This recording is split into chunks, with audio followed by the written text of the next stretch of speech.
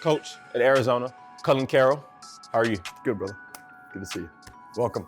I walked in and you looked at me very straight and sternly, and I can tell we might really be doing some real work today. We might actually get after it. Yeah, absolutely. That's the intent. Yeah, I'm a little nervous, but what we got today? That's okay. I'm gonna take you through every step of the way, man. You'll be all right. We got a lower body in-season lift, but first we got to get you fitted. So make sure you got this on. For sure. Can't come in the weight room without some UVA gear on. For sure. Cool on that? I'm ready. Okay, cool. Let's lock in. Let's do it. So we've got an in-season lower body lift. This is your individualized card. A lot of detail in there. Okay. Detail's huge in season. Want to make sure we're doing all the things to keep the main thing, keep you out on the field healthy, rocking, competing, doing a great job at football. What's the biggest difference between your in-season lifting and then also off-season? Yeah, I think the difference is definitely going to be first amount of time spent in the weight room, right? In the off-season, we're kind of controlling all those variables and we're making sure that on a consistent daily basis, we're attacking all those developmental needs that'll lead to spring practice. In season, football is the main objective, right? Football, meeting times. So the weight room is gonna have a little lesser time demand. So we need to be super efficient in the work that we do in here to make sure that we're keeping the main thing, and that's our workout on the field. All right, so we're gonna start with a standing active straight leg raise on the plyo box. Now let's go ahead and let's plop one of our legs up on top of the plyo box for me. There we go. Now from here, keep your heel flat, toe pointed forward, squeeze that glute, show off your chest. Now squeeze this quad and get your toe to your shin. That's perfect. Now breathe through that. We're gonna hold that for about 10 to 15 seconds and we'll switch sides. So what we're doing here is we're trying to properly lengthen that hamstring while also keeping your pelvis involved. Why is that important? Because we wanna make sure that if I'm flexing or extending the hip, the other side is accounted for. So now that we've lengthened your hamstring, we're gonna go ahead and activate it, okay? So we're gonna do a banded good morning. It's a slight resistance, and all we're trying to do is make sure we're prepping that hamstring to go under load now. Okay. So from here with a big chest, slightly bend your knees, and now take your glutes and drive them as far back towards the wall as you can. Hips, hips, hips, hips, hips, hips, hips, hold it, and head right back up. Good, slight bend in the knee. Don't bring your chest down, bring your glutes back. Give me about 3 more of those and we'll be solid. Okay, so this next one, we're gonna go ahead and we're gonna lengthen your quad. So we're gonna get on all fours here, up against the wall. I'm gonna have my feet against it. Now you're gonna start on your right leg here. Take your right knee and I'm gonna put it up against the wall and on this AirX pad. Now from here, all my weight's in my hands. I'm gonna try to bring my left foot and get it flat to the ground. She's gonna be real, bro. Okay, now from here, let's get my fingertips into the ground and let's just try to look forward, squeeze in your right glute. Yep. We're gonna hang out here, we're gonna hold it for another 10 to 15, just like we did on the hamstring. And then if you can get your chest up tall, that's ideally where we wanna get. But with where you're at right now, you might wanna keep our hands on the ground. Okay. Ooh, baby. You squeezing that left glute? Nah. Yeah. I am now. There you go. Oh yeah, that hurts. Okay, last thing we're gonna do for activation, we're gonna do a terminal knee extension over here on the Kaiser. Why don't you go ahead and open up this strap and put your right leg in for me. Good, now let's step back a little bit from the machine and let the resistance kind of go into the leg there. So what we're gonna do here is we're gonna start on our toe and our right leg, and I'm going to go from my toe to my heel, get my toe to my shin, squeezing my quad. 1,002, and then I'm back down. Let's get about 5 of these for you. So first thing we did is we lengthened it, we welcomed it to the party. Now we're getting it dancing here and getting it moving around so it's ready to rock in the weight room. So we're gonna take you through what's called Wildcat SLBA. SLBA stands for Stationary Lower Body Activation. Lay down on your back, take your heels to your butt with your knees bent, good. Now my feet are gonna be shoulder width, nice job. Take your toes, get them up to your shins, and now keep them internal. So don't let, throughout the entire movement, those toes externally rotate. Okay? Take your palms, you're gonna drive those through the ground, and then you're gonna take your rib cage and try to keep it on the ground as well. Yep. From here, slowly squeeze your glutes and extend your belt line all the way up to the ceiling. Hold for a 1,002, come right back down. Okay, this next movement, stay exactly where you are. Take that right knee and drive it to your chest. Now try to keep that knee to your chest throughout the movement. Give me 3 more on the left. Ooh, there you go. Now what happens here too, some guys, they get distracted and their rib cage starts to extend, and that puts you in hyperextension. So the glutes aren't working as hard and your low back is. We wanna try to avoid that. Okay, the next one we're gonna do, same thing, we're back in that hip extension, but I'm gonna do an active straight leg raise. Take your right leg and try to get your heel to the ceiling. Squeezing that right quad, perfect. Left toe to the shin. That hamstring that's already been lengthened and turned on, now I'm challenging it a little bit more through the pelvis. You sure this isn't the workout, coach? I promise you, man, we're just prepping to roll. Now let's do this. Let's get both legs fully extended now. Yep. Now let's keep the rib cage down, keep the palms to the floor. Yep. Now get your feet together for me. Now get your toes to your shins, squeeze your quads. Now what I'm gonna want you to do is take your right leg and raise it as slowly and as high as you can while driving your left heel through the floor. Now try to make sure neither knee bends and neither toe turns. When you can't go any further, head right back down. Pretty good, man. That hamstring mobility and your core function is pretty solid. So I would say with our guys, there's another 6 movements there. Okay. And you'll see them, we'll do it player-led, so the guys will take each other through it. Okay, so the next thing we're gonna do a hang clean jump shrug from below the knee on the rack. So in the off season, we will have done power cleans, which our guys are pulling from the floor. So we want to regress that, especially this being week 5 of spring practice. So to shorten up the range of motion, we're putting you here on the straps inside the rack. Based on the periodization that me and my staff have, there's certain speeds that we're gonna look for our athletes to be able to hit during this movement. If you're way above that, then we can go heavier. We know you're ready to rock. If you're below it, we know we need to go a little lighter because we're not achieving the goal that we have designed for that day. From this position, I'm gonna roll my knuckles down and I'm gonna get that bar right up against my shins here. Now with my chest over on top of the bar here, I'm going to create tension in my lats. Make sure I'm breaking that bar.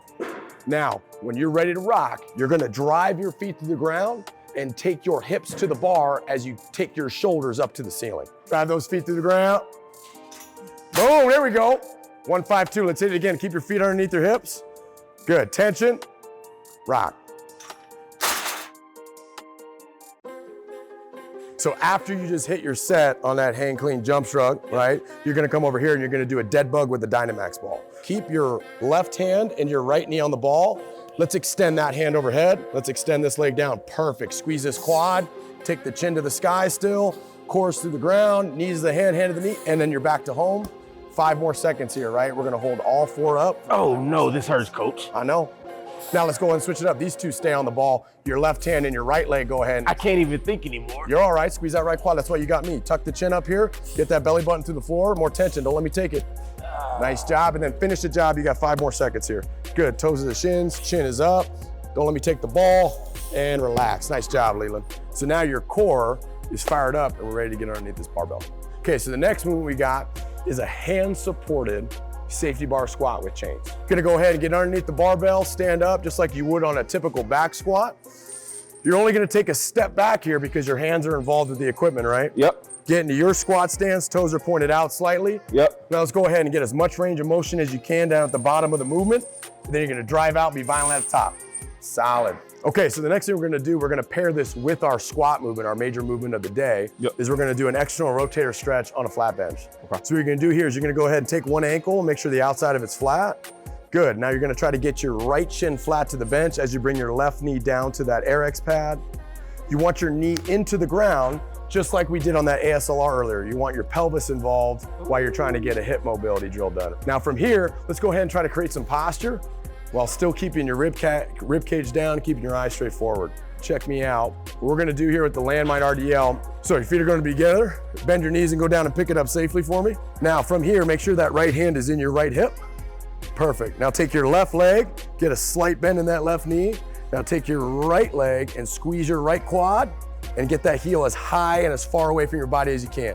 Good, keep getting length, keep getting height. See how that's naturally bringing your upper body down? Awesome job, Leland. You're gonna get to hold that 1,1002 and you're back to the start. Solid, solid. Chest in, flex. It was all about the right heel. Awesome work. How do you, in football, with it being so many positions, everybody has to do different types of movement patterns? Yeah. How are you training for that? Like, or is everybody training for doing the same things, or are you like quarterbacks doing this, defensive end doing this? That's an awesome question. So we have 3 main tenets of specificity. The first one is gonna be training age, right? Yep. How many years have you been in the program? The types of exercises, the reps, the sets, intensities, all those things are gonna vary based on how long you've been in a college weight room. The second thing is position specificity. So in a situation like this with a single leg RDL, our fast guys, right? Our wide receivers, our running backs, our defensive backs, they're gonna be more benefited from a single leg RDL because of their running volume out on the field. Whereas our big guys, we're actually putting over on the pit shark and they're in a bilateral RDL, right? We're taking them off the barbell. We want to take care of their low back, but we want to load them up a little differently than we might have a fast guy. The last one is going to be sports science, right? I got to find out who you are and I got to find out what you aren't. And that sports science is going to help me individualize your training even further. Hey, Harp, you ready to go? Horse plate? What this is going to do is give us information about your jump strategy, how you absorb force, how you produce force. This thing will take your weight, tell us how high you jump, how much force you're putting into the ground, and also how much force you have when you're landing as well. How much can I slide in your pocket to make these numbers look a little bit better than they're gonna be? We can work it though. Okay. So we got the counter movement jump here. So I'm gonna have you put your hands on your hips. Now, I want you to jump like you would, like you're trying to get the highest vertical you can get. Okay. And then I want you to absorb that landing with a good football position, bending that knee and your chest up. Yep. All right, so jump with your hands on your hips as high as you can. All I want you to think is down fast, up fast. Go. Land it, breathe. Good, recenter yourself, you're fine. Yep. Take a little step back, recenter yourself in those plates. Yep. All right, here we go, second rep, let's go, get better. Yes, sir, that's perfect. There we go, better round, second rep. Relax, we'll hit one more. Here we go. I just gotta learn it. Let's go. Go. Relax. Perfect. Good job. I got you at 39.5 centimeters. All right, you got a peak landing force of 7,658 newtons. All right, I got a little slight asymmetry on that left, on that Don't right. do that. Come on, coach. 17%. Not too bad, but you would be flagged on our system. The cool thing about what we do here with our high performance team is we would collaborate with our training staff. So we're saying, hey, he's complaining about patella tendonitis. On the force plate, we're seeing a 17% asymmetry. Like Brian said, that's not a huge red flag, but it is gonna pick up on our system. And then that kind of dictates where we go from there. What treatment modalities we're gonna do. Is there anything we need to be doing different in the weight room to take care of that, to account for it? All right, I got 3 more things for you, and then I got 3 stretches. Okay, so this is gonna be what we call a side-lying abduction plus internal rotation.